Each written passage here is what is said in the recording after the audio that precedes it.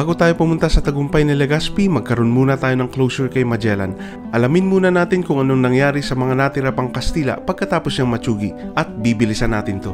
April 27, 1521, pagkatapos ng Battle of Mactan kung saan napatay si Magellan, 120 sundalong Kastila pa ang natira. Nagtipon-tipon sila sa tatlong natitira nilang barko, ang Trinidad, Victoria at Concepcion. Dahil kapos na sila sa tauhan at hindi na kayang patakbuhin at i-maintain ang tatlong barko, sinunog nila ang isa, ang Concepcion. Makalipas ang ilang araw, May 1, 1521, inimbitahan ni Raha Humabon ang 30 pinakamahalagang tauhan ng Kastila sa isang salo-salo.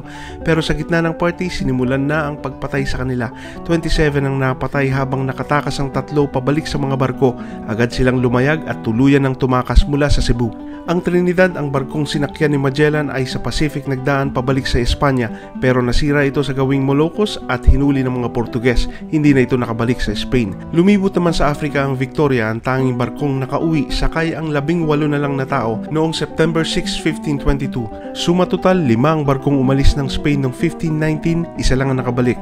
At sa mahigit na 270 na tao, 18 na lang ang nakauwi noong 1522. Ngayong may closure na tayo kay Magellan, pwede na tayong pumunta kay Miguel Lopez de Legazpi, ang main villain, Fight with the Boss event, sa susunod.